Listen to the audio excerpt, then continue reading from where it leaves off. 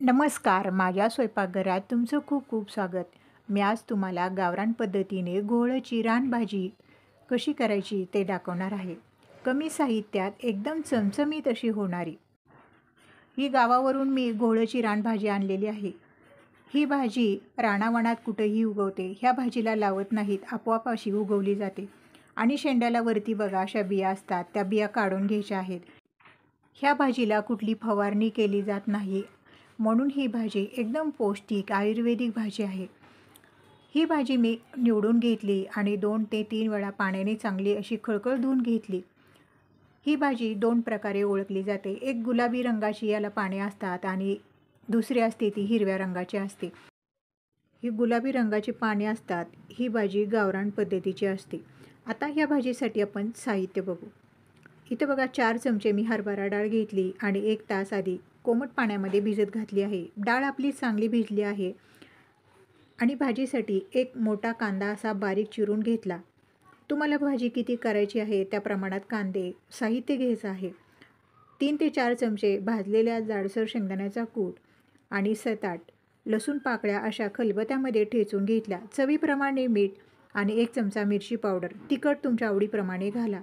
गॅसवर कढई ठेवली. कढईमध्ये 1 मोठा चमचा तेल घातलं आणि हा बारीक चिरलेला कांदा घालायचा. कांदा चांगला लाल होईपर्यंत आपल्याला भाजून घ्यायचा आहे. सारखं असं हलवत राहायचं आहे, म्हणजे सगळ्या बाजूनी आपला कांदा चांगला भाजला जातो. लसूण पण यामध्ये मी घालून घेतला. कांदा लसूण तेलामध्ये चांगला भाजून घेतला. आता घालूया आपण भाजी. सगळी भाजी बघा मी घालून घेतली आणि तळापासून बाजूने कांद्यामध्ये आपल्याला ही भाजी चांगली मिसळून घ्यायची आहे. कांदा भाजी एकजीव होईल असं चांगलं बघा मिसळून घेतलं.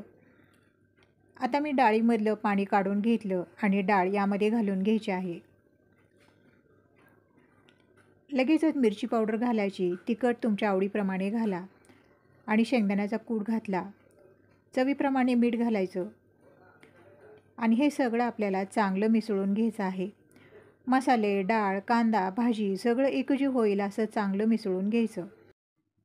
हे सगळं बघा मी चांगलं मिसळून घेतलं आणि आपल्याला एकदम बारीक गॅस करायचा आहे आणि 5 मिनटं ताट झाकून ही भाजी आपण चांगली शिजवून घेणार आहोत.